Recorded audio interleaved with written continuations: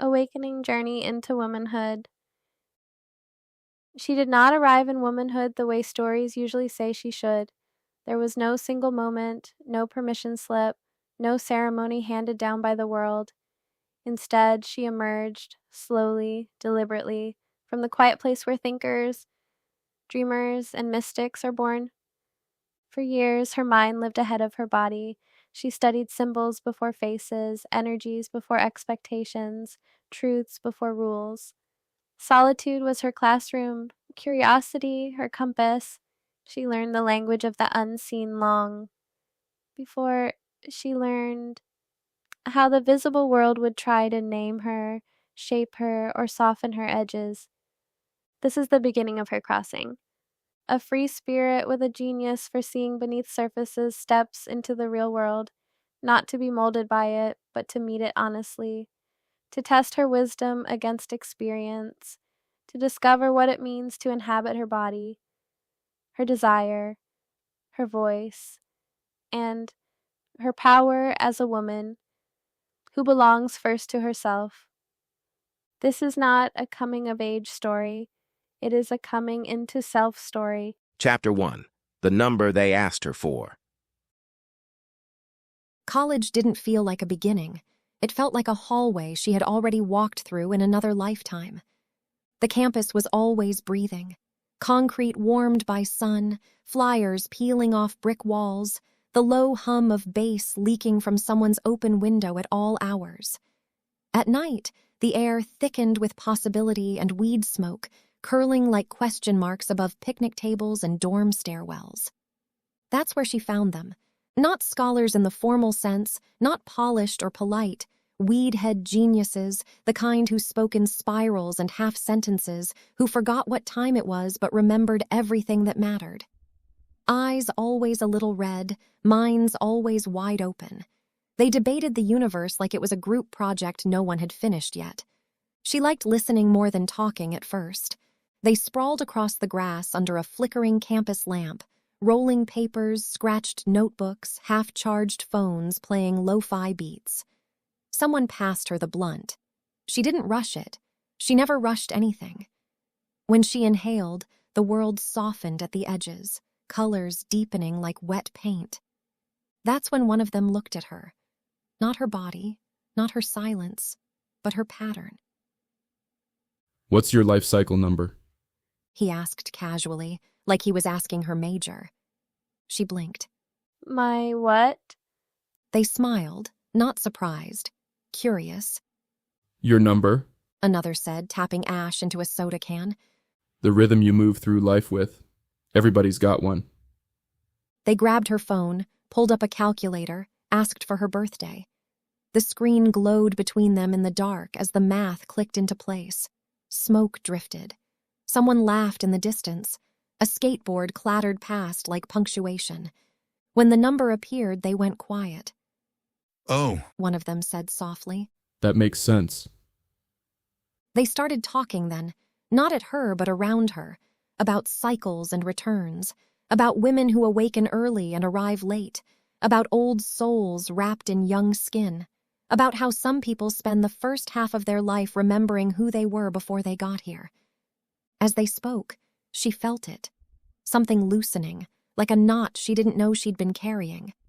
Images rose in her mind, spirals, doors, mirrors, moons. Her own life rearranged itself subtly, as if someone had tilted the frame and everything finally slid into alignment. She wasn't high anymore. She was aware. That night, walking back to her dorm alone, the campus looked different. The shadows felt intentional.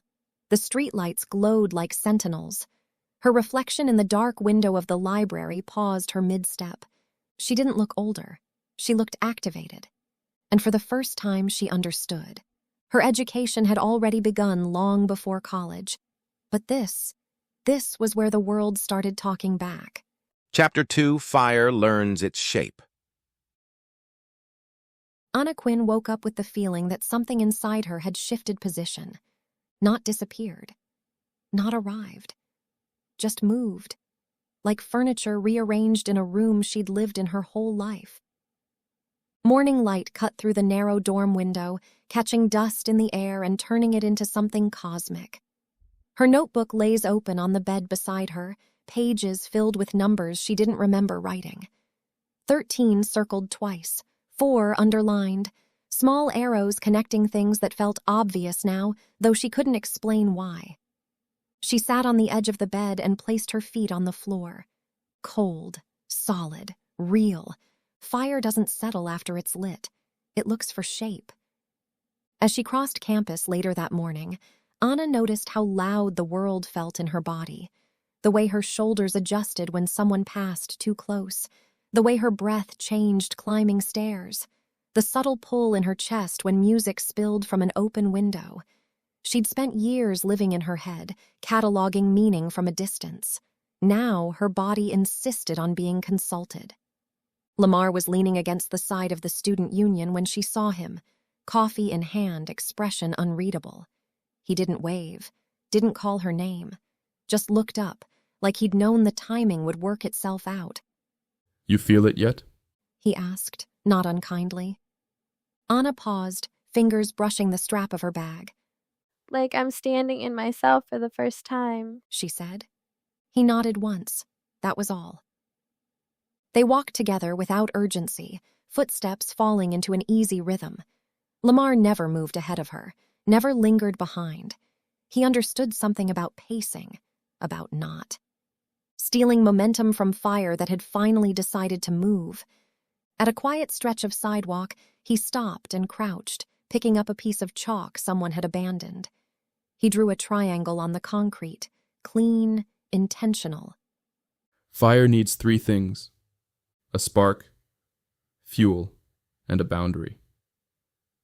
Ana watched the shape settle into place. Something in her chest clicked. That night, alone in her room, she put music on low and let her body answer questions her mind had avoided. She didn't dance for a mirror or an audience. She moved the way breath reminded her to, hips first, then shoulders, then everything else falling into alignment. Not performance, presence. When she finally stood still, she faced her reflection. She wasn't searching for approval. She was learning recognition. Numbers floated through her thoughts without demanding meaning. 1, initiation. 3, creation. 4, foundation. They didn't trap her. They anchored her. For the first time, structure didn't feel like confinement. It felt like support. Later that week, she found herself back at the campus steps where it had started. The same laughter, the same smoke curling into the night. But Ana didn't sit this time. She stood at the edge of the circle, comfortable in the space she took up. Lamar noticed. Of course he did. That's it. He said quietly. Fire with a container. When Ana walked away, the night didn't swallow her the way it used to. Streetlights seemed to part just enough to show her the path ahead. She didn't feel new. She felt inhabited. Ana Quin no longer feared her fire. She was learning how to wear it. Chapter 3. When the World Looks Back. Ana Quin noticed it first in the way people paused. Not dramatically, not obviously, just a half-second longer than necessary. Eyes lingering, conversations thinning out when she passed. A subtle recalibration of space around her. She hadn't changed her clothes, hadn't altered her walk, but something in her posture had shifted and the world responded. Fire with a container draws attention. In class, she spoke less than she used to, but when she did, the room tilted toward her words. Not because they were louder, because they landed. She wasn't trying to convince anymore. She was stating. Professors nodded. Students scribbled. A few watched her instead of the board. It unsettled her at first. Awareness without invisibility felt like exposure. At night, campus hummed differently. Music carried farther. Laughter felt sharper. Desire, hers and other people's, moved through the air like weather. Ana could feel it now, the way energy brushed past skin before thought caught up. That's when she met Jonah. He was leaning against a railing outside a house party she hadn't planned on attending, holding a red cup he hadn't touched. Fire sign recognized fire sign, even without the language for it. His attention didn't rush toward her. It held, studied, waited. You don't look lost. He said, not as a question. Ana smiled slightly. I'm not. They talked in fragments, music filling the spaces between sentences. He asked what she studied. She asked what he believed.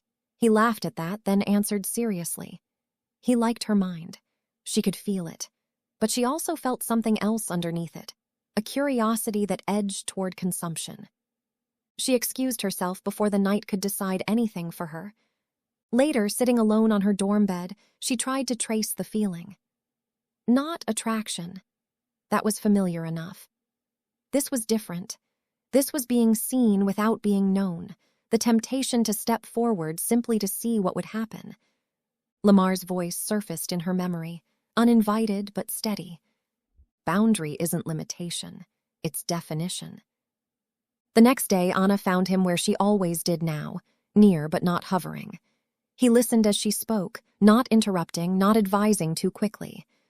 They're starting to project, he said when she finished. That's what happens when someone aligns. People see what they want reflected back. And what do I do? She asked. Lamar shrugged lightly. You decide what gets access. That night, Ana walked campus alone, deliberately. She felt the pull of attention, the invitation of distraction. She also felt her feet on the ground, her breath in her chest, the quiet authority of choosing herself over momentum. Fire could spread, or it could illuminate. She stopped beneath a streetlight and looked up at the sky. No symbols this time, no numbers forming themselves for her comfort. Just darkness, wide and honest. For the first time, Ana understood that power wasn't only about awakening, it was about restraint. And restraint, she realized, was not denial, it was direction. She turned back toward her dorm, not because she was afraid of what waited elsewhere, but because she knew it would still be there when she was ready. Ana Quin was no longer just learning who she was. She was learning how to protect it. Chapter 4. The Parts That Don't Ask Nicely. Ana Quin had always been good at light. Insight came easily to her. Awareness, intuition, restraint. Those were skills she could name, refine, practice. But the shadow didn't arrive with language. It arrived as sensation, as impulse, as the urge to do the one thing she had taught herself to outgrow. It showed up first as irritation. Small things got under her skin. Conversations felt slow. People felt opaque. She noticed herself judging, quickly, sharply, then pulling back in quiet shame. This version of her wasn't elevated. It was raw, impatient, hungry. The old Ana would have tried to rise above it. This one stayed.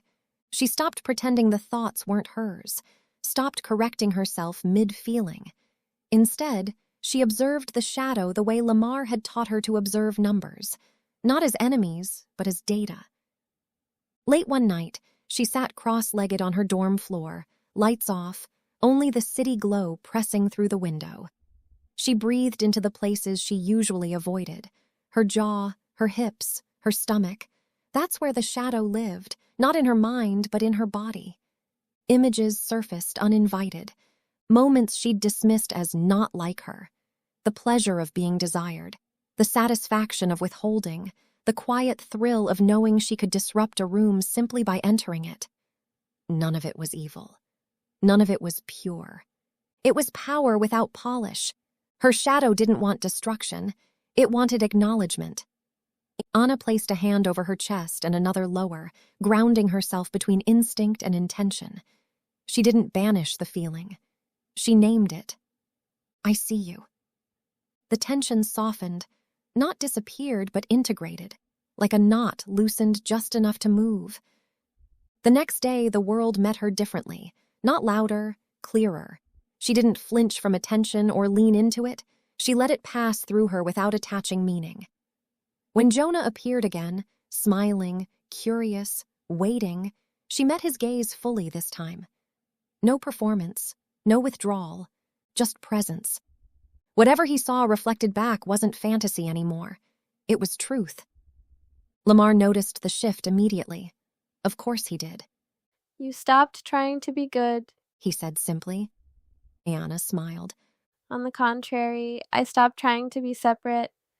That night, walking alone under a moon heavy with implication, Ana understood something most people spent lifetimes avoiding.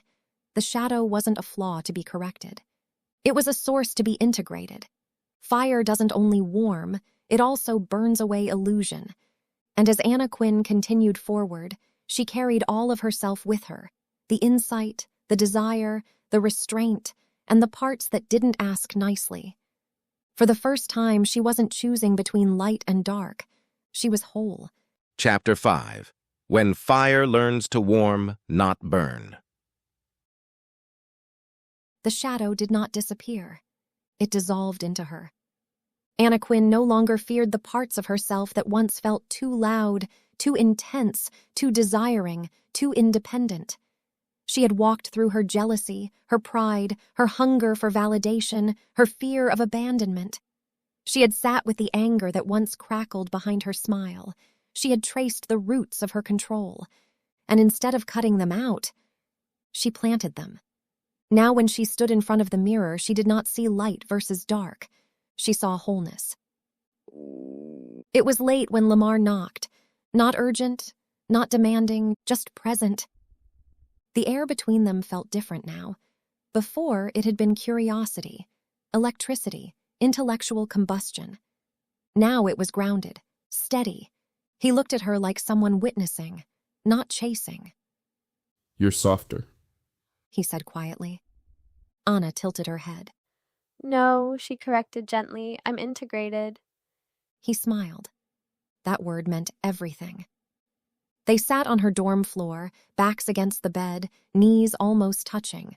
No performance, no posturing, just breathing in the same space. The silence was intimate before their bodies ever were. Do you still believe love is possession? Lamar asked. She shook her head slowly. Love is recognition. It's seeing someone's shadow and not needing to fix it. It's choosing someone without shrinking yourself. Her Aries fire no longer flared defensively. It glowed. Lamar reached for her hand, not to take it, but to offer his. She placed her palm in his. No trembling, no urgency, just heat meeting heat. When they finally moved closer, it was not about proving desire. It was about trust. Foreheads touching, breath sinking, hands exploring with reverence instead of hunger. Ana felt something she had never felt before. Safety without boredom, intensity without chaos, passion without self-abandonment. Her shadow no longer whispered, "Will he leave?" It asked instead, "Can you stay open?" And she did. In the quiet after, lying side by side, she realized something deeper than attraction had shifted. Before, love meant merging. Now, love meant standing whole beside another whole.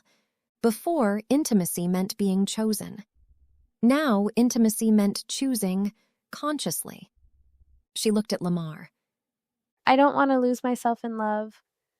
You won't. Not anymore. Because she had already found herself in the dark. Outside the dorm window, the campus lights flickered softly. Inside, a new definition of womanhood was being written. Not fragile, not hardened, not dependent, not detached, integrated. Fire that warms, fire that illuminates, fire that knows its own power and does not burn down what it wants to build. Ana Quin did not fall in love that night. She rose into it. Chapter 6. Choosing herself. Love had changed shape, and so had Ana Quin. The warmth she and Lamar shared did not fade. It clarified. What once felt like destiny now felt like gratitude.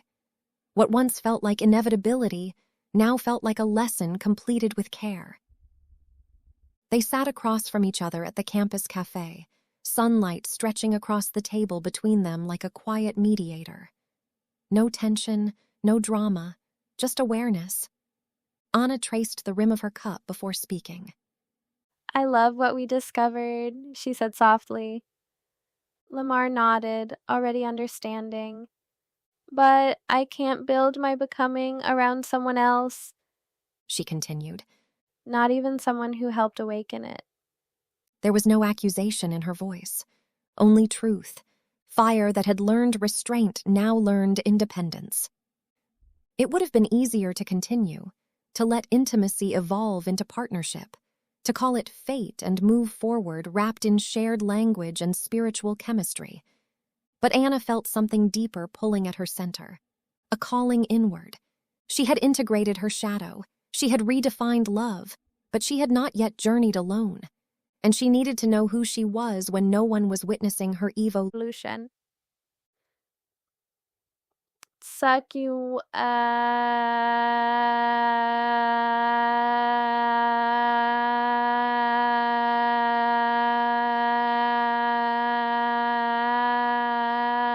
You're choosing yourself. Lamar said quietly. Yes. He smiled, not wounded, not defensive, proud. That's the real initiation. There was no dramatic goodbye, no severed cord. What they shared did not require destruction to transform. It shifted into respect, into friendship, into something cleaner. Ana did not lose him. She repositioned him. That night she walked campus alone again. But this time it wasn't about resisting temptation or managing attention. It wasn't about being seen or unseen. It was about presence. She stopped at the same streetlight where she once questioned her power. The same sky stretched above her, but it felt wider now. Not because it changed, but because she did. Elf love wasn't candles and affirmations. It was discipline. It was solitude. It was holding herself through uncertainty without outsourcing comfort. She went back to her dorm and pulled out her notebook, not to decode numbers, but to write herself. Pages filled with truths she had once softened. I crave intensity, but I do not need chaos. I am desired, but I am not defined by desire. I am powerful, but I am still becoming. For the first time, she felt romance without a partner, romance with her own expansion. Weeks passed. She poured into her studies, into her body, into quiet mornings and long walks. She learned her rhythms. When she was most creative, when she felt most vulnerable, when she needed silence instead of stimulation. She dated herself, bought her own flowers, took herself to poetry readings, sat alone in spaces that once intimidated her. And something subtle but seismic happened. The hunger for validation dissolved. The urgency to be chosen faded. She no longer wanted love to complete her. She wanted it to meet her. One afternoon, Lamar joined her on the library steps. No sparks, no unresolved tension, just warmth. You look different. He said. I am, She replied. Not softer, not harder, centered. Ana Quin no longer moved from longing. She moved from fullness. And when love came again, because it would not be to save her, awaken her, or define her. It would be to stand beside her. Ana did not lose love in choosing herself. She purified it. and in that purification, she stepped into womanhood not as a role, but as a choice. Chapter 8, Circles Within Circles. It started on a quiet night. No music, no distraction, just the soft hum of Elias's desk lamp and the steady rhythm of rain against the window. Ana lays on her stomach across his bed, notebook open, pen tapping against the page like a pulse she hadn't yet translated. Elias sat cross-legged beside her, watching the way her thoughts moved before her mouth did. You ever fall down a rabbit hole so deep it starts rearranging your brain? She asked. He smiled. Daily. She exhaled slowly. Okay, don't laugh. I won't. She flipped the notebook toward him. Written across the page, 3.14, 4.13, two circles drawn around each, overlapping slightly. Pi She said quietly. 3.14, the infinite ratio, the circle that never ends. He nodded. My birthday, She continued, pointing to the second number. April 13th, 413, the inversion of 3.14. Elias tilted his head. Go on. Ana sat up now, energized, but not manic, grounded in her curiosity. I keep noticing cycles. Everything moves in loops. The moon, the breath, trauma, growth. The universe spirals, not straight lines. Pi represents that infinite circumference, the pattern that keeps going. She traced a circle in the air with her finger. And 4.13 feels like grounding that infinity into structure. 4 is foundation, stability, earth. 13 is transformation, death and rebirth in numerology. She hesitated. It's like I'm the inversion of infinity, or maybe infinity anchored into form. Elias didn't interrupt. He leaned forward. That's not crazy. That's poetic math. She laughed softly, relief spilling through her shoulders. She wasn't finished. There's more. Of course there was. She turned to another page, this one filled with a sketched tree of life.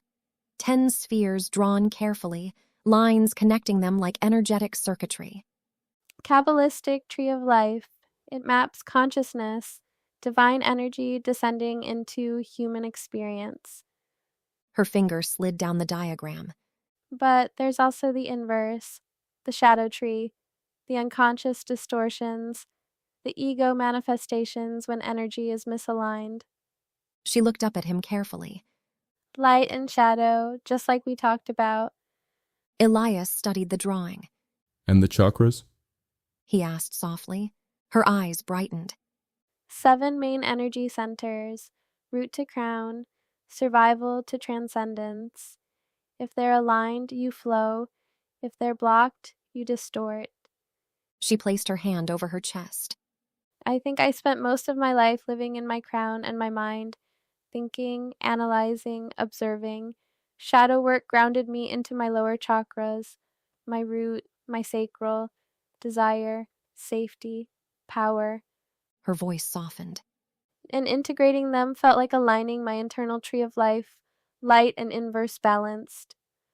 The rain grew heavier.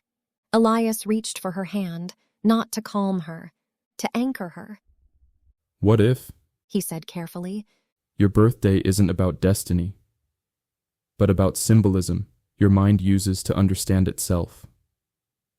She paused. He continued. Pi is infinite.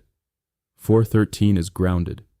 Maybe you're just someone who needs both, expansion and structure. Ana felt something unlock. He wasn't dismissing her. He wasn't worshipping her insight either. He was meeting her in the middle. Do you ever think we see patterns because we need meaning? He asked. Yes, She answered. And do you think meaning still matters even if we create it? She smiled. yes. They sat in silence after that, not in confusion but in synthesis. Ana realized something subtle but profound. It wasn't about whether 3.14 and 4.13 were cosmic design. It was about trusting someone enough to reveal the way her mind made poetry out of numbers, to show the circuitry of her inner universe, to risk being misunderstood, and instead, being understood differently. Later that night, curled beside him, she whispered, I don't need you to believe what I believe. I just need to understand how you believe. That felt deeper than agreement. That felt like alignment. Ana Quin no longer chased mystical revelation to feel special. She explored it because it made her feel alive. And love, she realized, wasn't about someone validating your patterns. It was about someone witnessing your wonder without trying to shrink it. The circle didn't close that night. It expanded. Chapter 9. When the World Closed. It started as a rumor. Whispers in hallways, professors clearing their throats before lectures, emails that felt overly cautious. Then one afternoon, Anna's phone buzzed. Campus closing, classes moving online, leave immediately, just like that. No ceremony, no final walk across the quad, no slow transition into adulthood. The world folded inward. Dorm rooms emptied like abandoned shells. Suitcases rolled across pavement in uneasy silence. The same campus that once pulsed with late-night laughter now felt suspended, paused between breaths.